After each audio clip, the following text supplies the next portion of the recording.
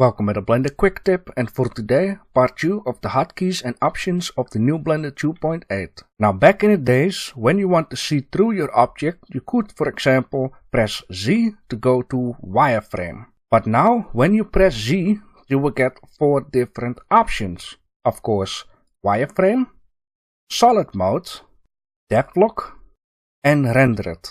Now you might have noticed when I press one of these 4 options, it will also change one of these 4 options up here. In this case, let's talk about log dev first. And this is actually what I would like to call HDRI mode. Because when I spawn in a plane and you scale it with S, fill in the chords 10, then go to the materials, add in the default material, and I would add some glossiness, just like so. You can see an HDRI has popped up. Now this is not the only one you can actually get, because add shading at the right top, when you click on this one, you can choose one of the 5.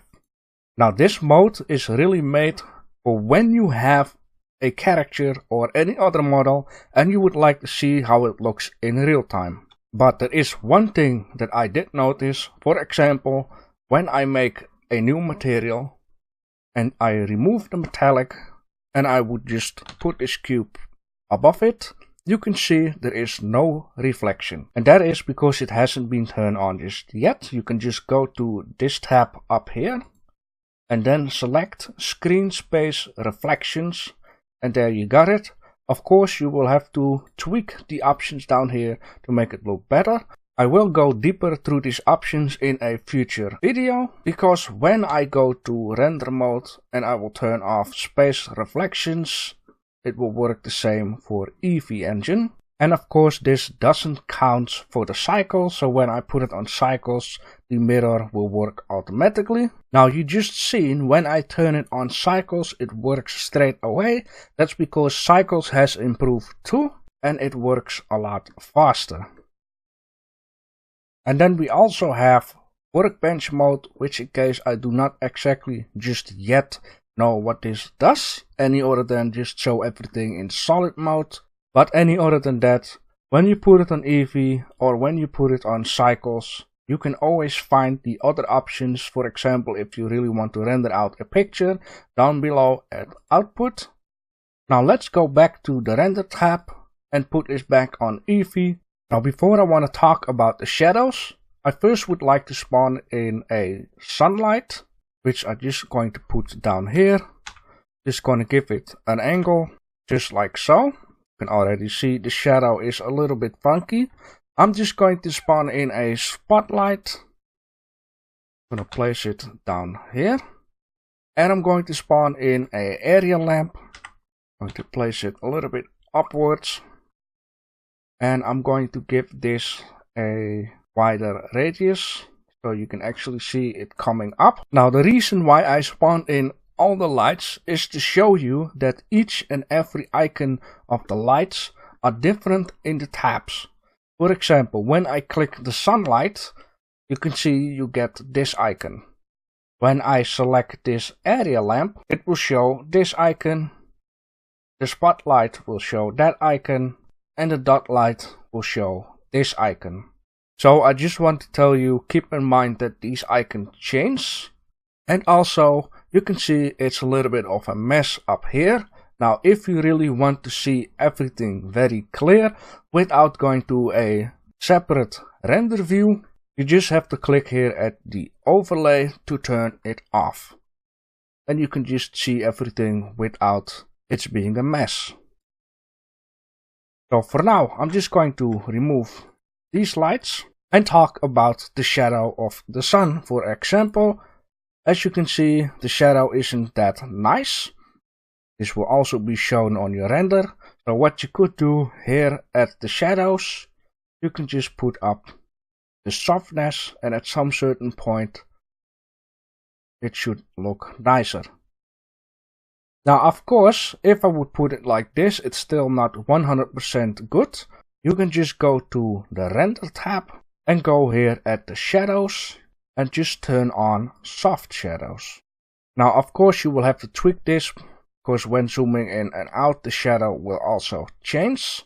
And besides the reflection, also the shadow will be done in a future update, which I will go deeper through these options. Now I would like to talk about the rigid body, passive and active objects, because some of these options has changed too. But basically it worked the same, and it even has been improved. So I'm just going to spawn in a plane, size it up to 10, going to spawn in a cube, move this cube up, spawn in a circle, move this just above the cube somewhere, make it a little bit thinner, a little bit smaller, just like this. Now with this cube being selected, go to the last tab, click on rigid body, and then put this on passive. Select the coin, turn on rigid body, and just leave it on active. Now when I play this, it will just fall onto it, and you can see straight away one of the improvement, and that is that the coin doesn't go half through the cube, which it did with the older blender. In this case, I'm just going to duplicate this coin, put it like so. Then I'm just going to play the animation, and then I would like to show you, you can make this into a solid object, very simple. Just select the first coin, the second coin, and the floor as last. Then press Ctrl J, and it has been done. All I have to do now is select the lower vertices of the plane, just like so, and delete them. And I've got nice solid object, which I can just move everywhere without having to reanimate this again. And of course, to finish this, I'm just going to move the whole object over here. So the orb is onto the cube, go into edit mode, select all, put them down like so. So you can just simply move this anywhere you like. Now I would like to talk about the scene collection, the particle system, and the groups. Now back in the days, down below you had a few different blocks, which in case brought you to a different layer. Now this works different. Now we have collections. Now if I would open this first collection, you can see the camera is inside. If you want to make a new collection outside this first collection, make sure it's deselected, because when you select this collection and make a new one, this will be inside the first collection. Of course, you can always undo this if you notice this later on by just grabbing it and moving it over to the scene collection, and it will be a separate collection again. I'm just gonna call this camera, and in this camera I can also just put in a light, just like so, and then I'm happy with that and close it up. I'm just gonna call this collection PS of particle system. And now I'm just going to spawn in a plane, size it up till 10, and I'm going to duplicate this, make it a lot smaller, then drag it up, something like this. Then I'm going to go to this tab, particles, add in a new one, going to put the end on 100, and I'm just going to press play, and you can straight away see it worked. Of course, I want the ground to interact with these particles. I go back to the physics tab, and I'm going to turn on the collision, and you can see it will bounce up and down. I'm just going to put the stickness on 10, so it will just stick to the floor. Now of course we want to give this or either an object or either a light. Now back in the days, you were going to another layer, spawn in your objects, select them all, and make them into a group. And then you could do some options to spawn them in. Now it works different. I'm just going to select scene collection, make a new collection, going to call it spawn items. Now within this collection, I'm just going to spawn in a cube and move it off site. And then I'm going to give it a new material, and I'm going to change it to a mission because I want to give it some light. And I'm just going to turn it to half of yellowish something. Now if I want to see if it looks good on Eevee, which I mean that the colors will match up, you just go to Eevee rendering and you can straight away see the colors are matching up. Now I'm just going to duplicate this cube, place it somewhere near it, going to give it a copied material, and I'm just going to change it to some bluish.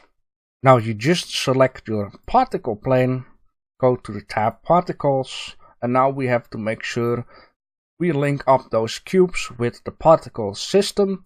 You just go to render and change the halo to collection. Then open collection and select the collection you have made, in this case spawn items. And now you can see I'm spawning in those tiny little cubes I made over here. Now one other thing, when you have a total overview of the scene and you don't want this plane to be in your rendering, you just have to go at this render tab again and then turn off show emitter. Or you can just go to viewport display, that is this over here, and over here you can also turn off show emitter, which in case will straight ahead show you the light coming through. Of course, when you leave this on and I would press F12 to render it, it won't be shown. But sometimes you just want to make sure you unselect it so you can look at the shadows and soften the shadows if need. Just like so. And of course, don't mistake, when you have it on pause it looks weird, but because this is Eevee live rendering, you just can let it play and you will see that the shadows looks kind of fine. And of course, in the future video I will go deeper into this particle system. Now one last thing, if you would turn off the overlays, go to this world setting, turn this all the way down to a blackish. Then go to the render tab and turn on bloom. This is what you will get. If you've got some questions or a request, then comment below. If you found this video useful, then like and subscribe for more content. Thanks for watching.